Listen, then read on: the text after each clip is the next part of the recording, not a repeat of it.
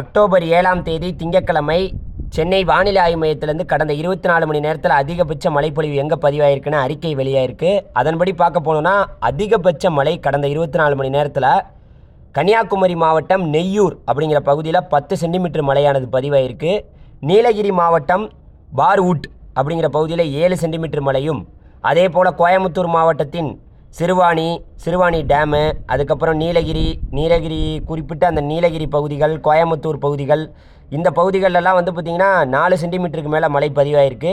கன்னியாகுமரி மாவட்டத்திலையும் பல பகுதிகளில் 3 சென்டிமீட்டருக்கு மேலே மழை பதிவாயிருக்கு.